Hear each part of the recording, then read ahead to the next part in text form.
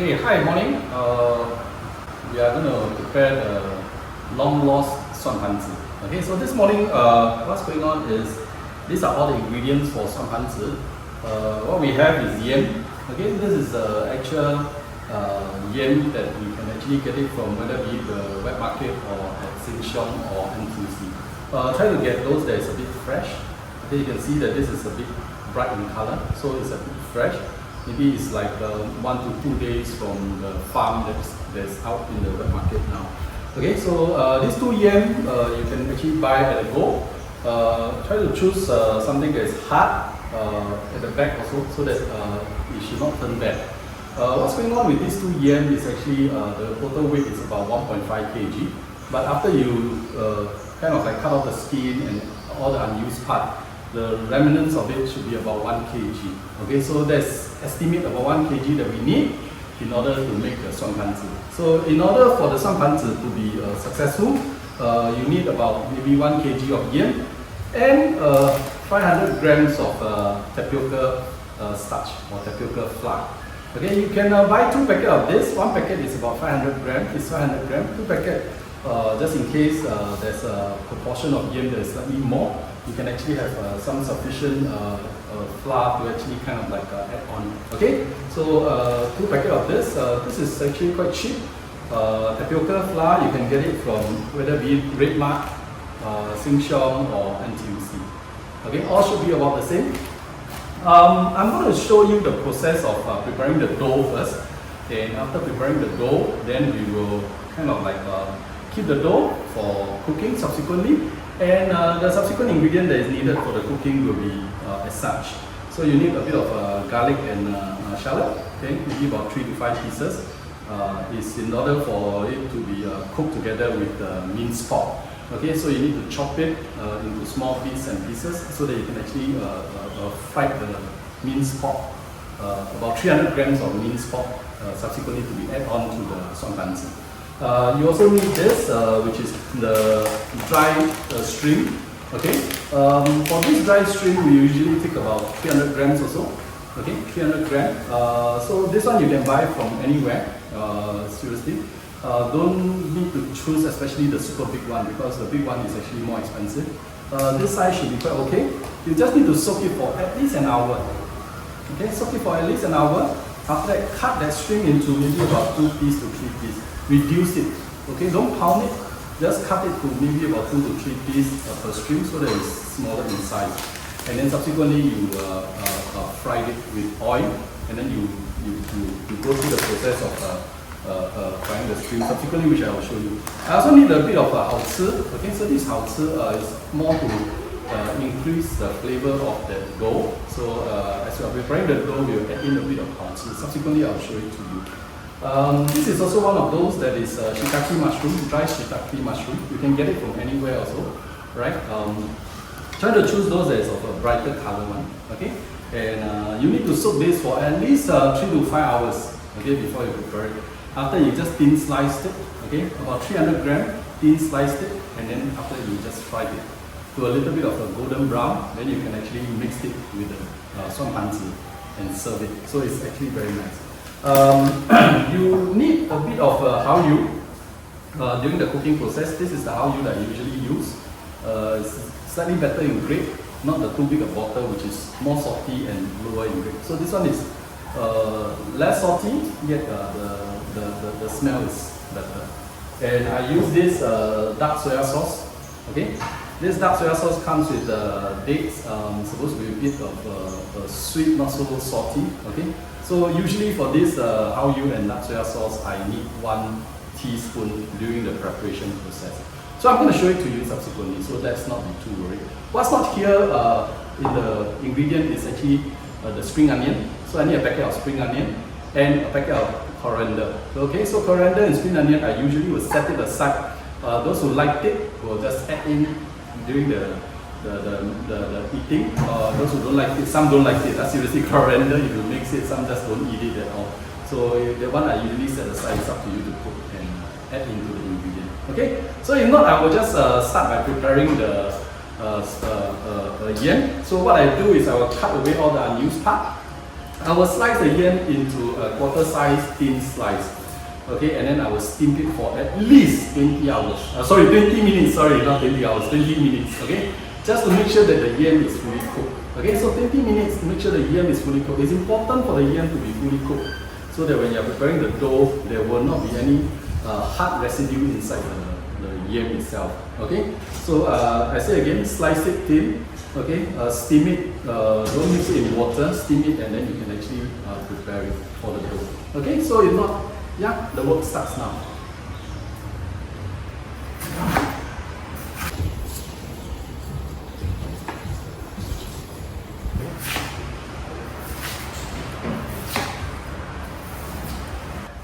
Okay, so this is the outcome of taking away all the skin of the yam. So I would say this morning's quality of yam is quite good. You can get out about 90% of those that's inside and it's all white in color. Just in case if you cut and there's a little bit of brownish in color, that means the yam is actually turning bad. So usually try not to use that because when you steam it, right, the yam will taste quite awkward in a sense. So this yam is in fact very good quality. Okay, so we'll continue from here. I'll show it to you how you actually slice the yam. Okay.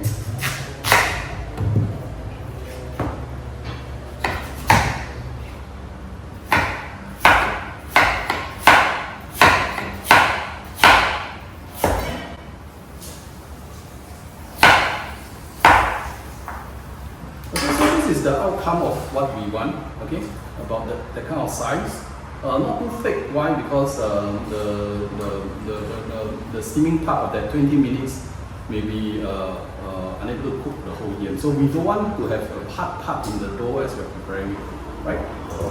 This is how we put the cut Thai yam. Okay, do not stack. Okay, do not stack one over the other because when you are steaming it, right, it may not be able to cook once you stack onto it. So try to spread it out. Don't put it on the plate because then you will kind of like suck in all the water. Okay, so we just put directly on the steamer itself, and hopefully not much water comes into contact with the Thai yam. Okay, so what I have done before that is actually 20 minutes steaming. So this is the one that is already been steamed. I'm going to show you. Yeah, so this is the one that is already done.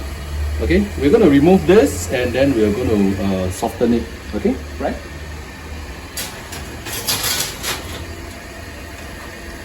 So how to know that it's cooked? You just put it in, yeah, and you press. Should be good enough. Yeah, should be good enough. Try to take the bigger pieces, the bigger one, and you try to, yeah, should be good enough. Okay, should be good enough. So 20 minutes of steaming. Yeah. So what I'm doing now is actually to crush the yam. Yeah. So using it's very hot. Okay. So you just, you can buy this from NTUC. It will just help you to crush the yam. Okay, so like crushing potato like that. Huh? So yeah. So you need about 20 minutes. Remember, 20 minutes. The yam don't cut too big size. Yeah, and you press the yam, it will turn soft. The whole idea is to make sure that there's no hard part of the yam that is uncooked. Because as you're preparing the dough, that part will actually kind of like make the dough unable to come in shape. So that is very important. Huh? So yeah, see, more or less it's done. This is the part of the yam that has been kind of like crushed and it becomes mushy. Usually this process is done when the yam is still very, very hot. Traditionally it was done using bare hand. That's why you heard about the older folks who prepare this Suan Pan. They always say that making the yams turn into this stage is very difficult. However, you saw what I did, right? Just go and NTUC, go and buy a crusher, something like that. Okay, and then you can just do it. Even the yam is hot, and you don't get to kind of like burn your hand in that sense. So the yam now is in perfect condition, as in the stage that we want it to be before we add in the tapioca flour. Right, so subsequently we're going to mix. Bearing in mind today the yam is a little bit bigger, right? So it's about 1.5 kg when we bought it. after peeling off all the skin and the unwanted part, maybe about 1.3 kg, 1.2 kg. So yeah, that's why I prepared 2 packets of tapioca flour just in case. Okay, so I'm going to add it in proportion subsequently. Hopefully I can get the dough that I want so that I can start rolling it into the Suan Pan. And of course using the little finger to press and look like a basket seed, right? Okay. Hi, this is the 1 kg plus a bit of yam that is being kind of like pressed into grind into a dough. Okay, so you can see this is the outcome of the whole thing. Yeah, it has been steamed for 20 minutes. You need to make sure that it doesn't contain any water. Make sure steam directly and do not put in a plate so that the water will be collected and it does make the yam a bit soggy. So this is just nice. So from here, what we intend to do is actually to add in the tapioca flour. Okay, so this is the tapioca flour that I have got it. Right, you can buy this anywhere. Right, tapioca flour. I only use tapioca flour, so it can be from Sheng Red Mart or NTUC. Okay, so just add in. This is 500 grams. Right.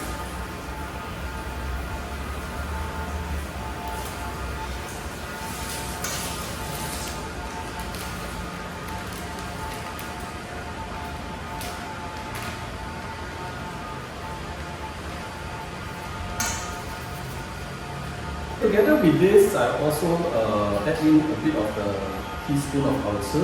So like I say, I usually put in about 3 teaspoons of hao. So this is hao, right? And 2, 1,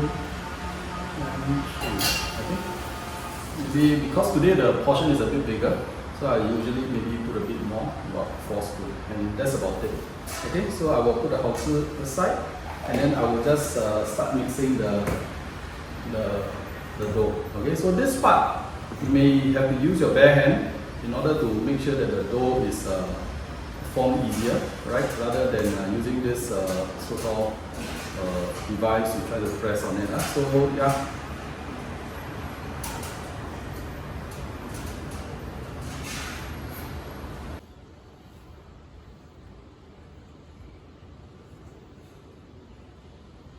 Okay, so where we are now is the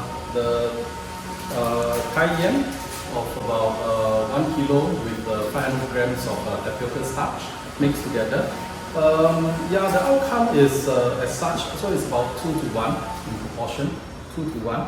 Okay, and eventually what we want to achieve is yeah, taking a bit of the yam dough, okay, to roll it in into a small little ball shape kind of size, and then yeah, this is the outcome that we want. Okay, and of course using your index and your thumb to press and to create that Suan Pan effect. Okay, so this is the outcome. However, most of the time, through so many times of doing it, right, I realized that the Suan Pan will kind of like crack at the side. Okay, because the dough is a bit too dry.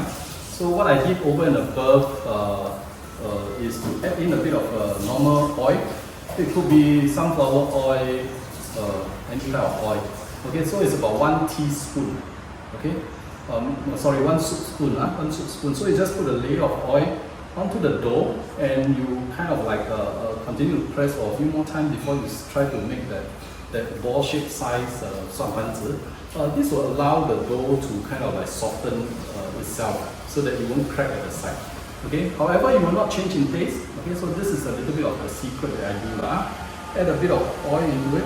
Okay, which is about 1 soup spoon, and that should do the job to soften the dough as you continue to press on it. Okay. So after you have added in the oil, you continue to just press the dough for a few more time. The dough should be a bit softer. Okay, should be a bit softer. And the whole idea is actually hopefully the dough don't crack as you press into the Suan Pan. Okay, so the whole idea is they don't crack because you want the Suan Pan to kind of like crack at the side. Okay. Go. Okay, so this is the bit of the 1 kg of yam with 500 gram of tapioca starch. Yeah. untie it because of pressing the dough. Okay, so what I want to is take out about this size like that, and then you hand roll it. Okay, so the whole effect is to prepare the Suan Pan now. So hand roll it until it's like a small little marble size. Okay, and then from here use your thumb and index, just press. Okay, and you'll be just nice. Press up and down, and then you just put it for setting. Okay, what is intended after that is from here we will make one plate, and then subsequently I will show you how we kind of like cook it. Okay, so as for the time being, I'm also boiling the water, normal water. Okay, boil it to boiling point, and then once this one plate is done, we'll put the Suan Pan inside. Okay, so yeah, there it goes, right? So hopefully everything is of about the same size. Now you can see the Suan Pan is quite evenly at the side. I'm sorry, not evenly. Quite in that sense, don't crack at the side. Why? Because of that so-called 1 soup spoon of oil that we add in. Okay. If you feel that it's still cracking, add in a little bit of more oil is okay, so that hopefully the side of the Suan Pan won't crack. Right? So that is I do it over and above lah. So yeah, if not, once it's done, I'll show you how it's being cooked subsequently. Plate of Suan Pan that I've made, we are intending to kind of like boil it. So let me just show you how it's being done. So have a pot of boiling water. Make sure the water is fully boiled, and then you just transfer everything down. Okay, as soon as possible, just put everything down. Hello. Yeah.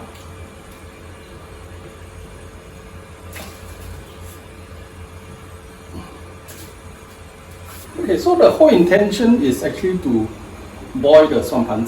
Okay, how do we know that it's boiled? Okay, as soon as you can see them start floating, they are considered boiled. Okay, so once they float up, it's considered boiled.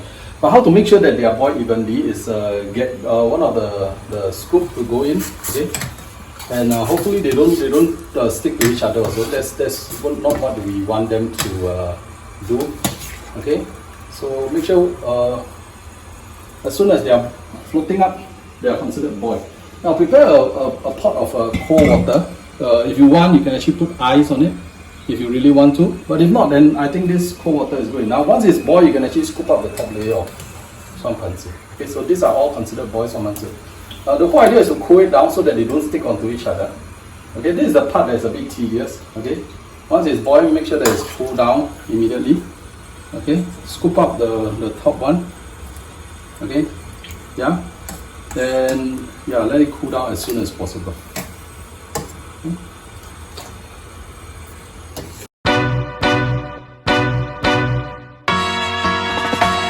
Singing low while I pop a bottle off of your chain swinging, clang clang, and it costs a lot. Bitch, I'm always at the guala, yeah, and you are not badass beat. Keep on going till you hit the spot. Whoa, I'm